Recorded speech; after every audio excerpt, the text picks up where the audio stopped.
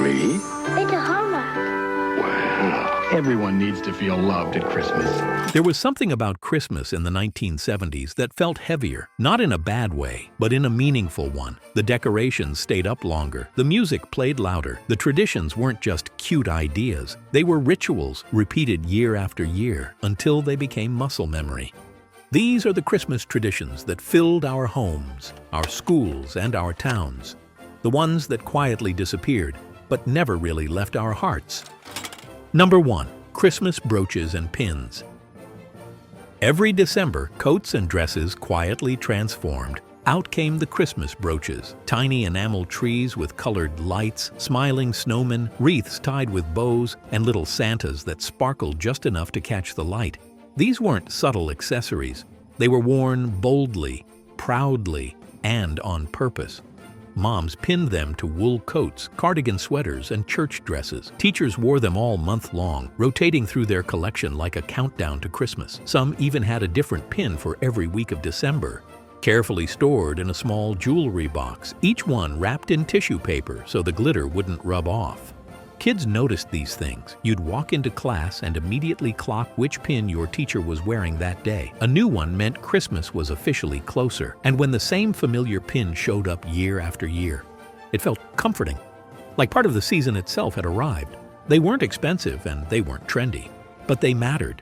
Seeing those pins told you the grown-ups were excited too, and somehow that made Christmas feel more real. Number 2. The town's big department store display.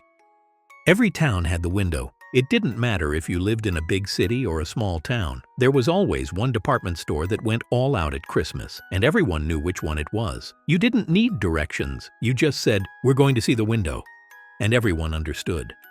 Behind the glass were animated elves hammering toys, trains looping endlessly through snowy villages, Santa frozen mid-wave, and tiny lights blinking in perfect rhythm. The scenes didn't change much from year to year, and that was the point. Seeing the same display again felt like returning to a tradition, not something new. Families bundled up and made an event of it. Kids pressed their noses to the cold glass. Parents lifted toddlers so they could see over the crowd. People pointed things out they'd already seen dozens of times just to be part of the ritual. Those windows weren't just decorations. They were community gathering spots, a place where time slowed, where everyone paused for a moment to feel the season. And once those displays faded away, something about Christmas downtown faded with them. Number 3. Greeting card box sets from Woolworths. For me? It's a Hallmark. Wow. Everyone needs to feel loved at Christmas. Give a Hallmark card and share your love. John, you know what Christmas is all about. Before online messages, before photo cards, before anyone argued about fonts, Christmas cards were a project. I thought of you today. Isn't that about the nicest thing you can say to a friend? I thought of you today. How many friends did you think of today? Let them know it with a Hallmark card. Something they can keep. They'll appreciate it. You'll feel better too. Families didn't buy just a few. They bought entire box sets, usually from Woolworths or the Five and Dime, stacked high near the registers starting right after Thanksgiving. You'd flip open the lid right there in the store, carefully inspecting the designs like they were fine art. Inside were matching cards, snowy churches, glittery wreaths, cozy cottages with smoke curling from chimneys. Many had raised foil trim or just enough sparkle to shed glitter everywhere by the time December was over. And every box came with thin, slightly crooked envelopes that never quite sealed properly. At home, card writing nights became their own ritual. The dining table was covered in cards, address books, stamps, and pens that always ran out of ink halfway through. Moms wrote the messages, neat, careful handwriting, while kids licked stamps and tried not to glue their tongues to the envelope. Each card mattered. You didn't just send one to close family. You sent them to neighbors, co-workers, old friends, and people you hadn't seen all year. And when cards arrived in return, they were displayed proudly on mantels, door frames, or taped around the living room mirror. Those card boxes weren't just stationery. They were proof that Christmas meant staying connected, one handwritten message at a time. Number 4. Holiday record albums. In the 1970s, Christmas didn't really start until the records came out. Somewhere in the house, usually tucked beside the console stereo, there was a stack of holiday albums that only appeared once a year. Andy Williams, Perry Como, Johnny Mathis, sometimes Bing Crosby if the collection went back far enough. The covers alone felt like decorations propped up against the record player like they belonged there. Dropping the needle was a ceremony. You lifted the lid, gently placed the record, and waited for that soft crackle before the music began. And once it started, it stayed on, while cookies baked, while presents were wrapped, while the house slowly filled with that unmistakable December feeling. These albums weren't background noise. They set the pace of the season, slow, cozy songs that made everything feel calmer. Even when the kitchen was a mess and the to-do list was a mile long, kids rolled their eyes at the old songs, but somehow still knew every word by heart. And every house had that one scratched spot, the skip you learned to sing around, the hiccup in the music that became part of the song itself. If it didn't skip, it didn't feel right. Those holiday records didn't just play music. They turned ordinary evenings into Christmas nights, the kind you still hear in your head the second December rolls around. Number 5. Flocked or frosted trees. Some families went all in, branches sprayed white, trees dusted so heavily they looked like they'd survived a blizzard indoors. Others chose a lighter flocking, just enough to glow under colored lights. Those trees felt elegant, delicate, a little fancy, and they left white powder everywhere, on the carpet, on ornaments, on curious fingers that couldn't resist touching. They weren't practical, but they were beautiful, and for a few magical weeks, they turned ordinary living rooms into winter wonderlands. Number 6. The Christmas candy dish.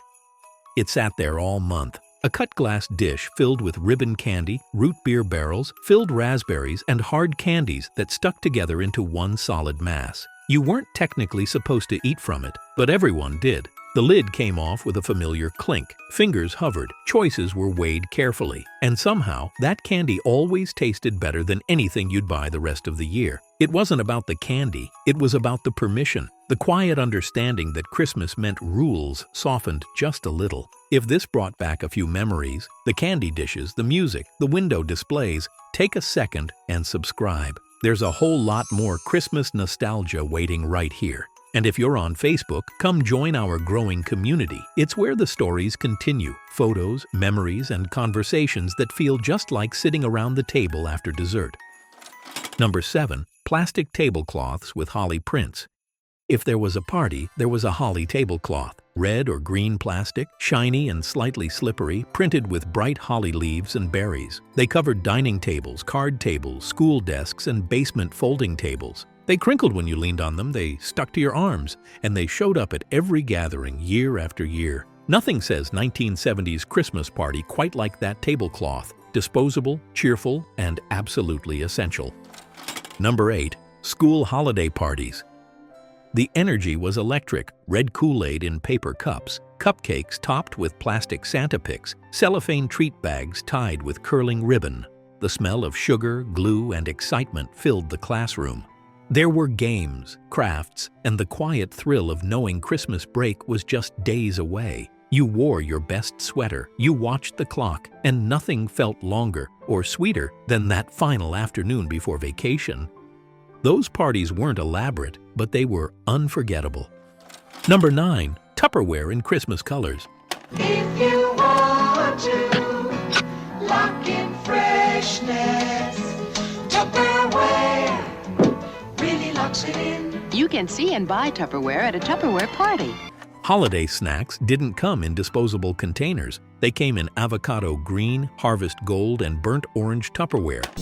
Meats keep meatier, beats keep beatier, chips keep chippier, dips keep dippier. Tupperware freshness, that's our promise. Look at all the ways we keep it. Come to a Tupperware party and see all the new ways you can lock in freshness. Beans, greens, cheese, teas. Stacked neatly, lids snapped tight with that unmistakable burp of air.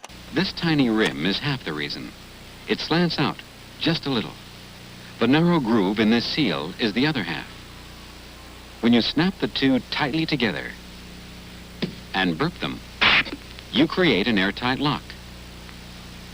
Where can you buy Tupperware?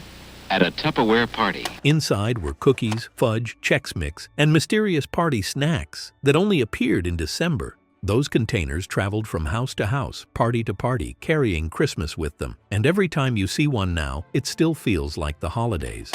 This is Tupperware, the airtight plastic containers that keep good foods fresher, longer. Here's how.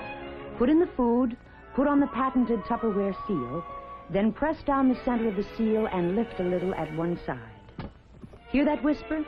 That's Tupperware's airtight promise to keep foods flavor fresh. Tupperware comes in all shapes, all sizes. Number 10. The Family Christmas Portrait.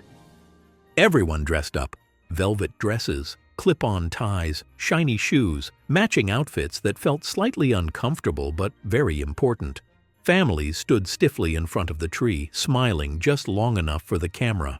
The photos weren't perfect. Someone blinked, someone slouched, but they were cherished, framed, passed down, proof that for one moment, everyone was together. Those pictures still tell the story of Christmas better than any post ever could. Number 11. Holiday centerpieces with red candles.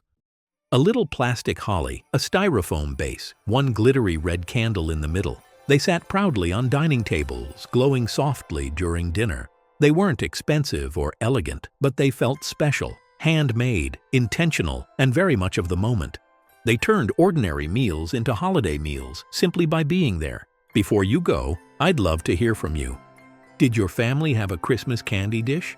Did you visit that department store window every year? Or do you still have one of those old holiday records tucked away? Drop your memories in the comments. You never know, your story might show up in the next video, because the best Christmas traditions are the ones we remember together.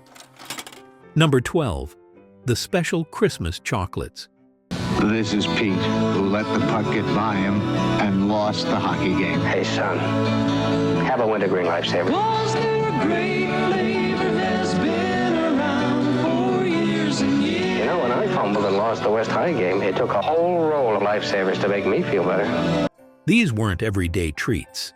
Whitman's Sampler, Lifesavers storybooks, cherry cordials wrapped in gold foil, chocolates that only appeared in December and disappeared quickly once opened. You savored them, you rationed them, you remembered which ones you liked and which ones you traded away. And even now, just seeing the box is enough to bring Christmas rushing back. Hey, before we fully sign off, if you've been enjoying these trips down memory lane with a 70s twist, you might like some of my other videos that explore simple, nostalgia-inspired health and wellness tips. I've got gentle routines, little habits from the 70s, and lifestyle ideas that even now, after decades, are worth checking in on. Take a look, watch a couple, and let me know what resonates with you. I love hearing feedback from our viewers about what actually brings a smile or a small change to your day. Christmas in the 1970s wasn't about perfection. It was about repetition, familiar sights, familiar smells, familiar traditions that showed up every year, right on time. And even though so many of them are gone, they still live on, in the memories we share, the photos we keep, and the feelings that return every December.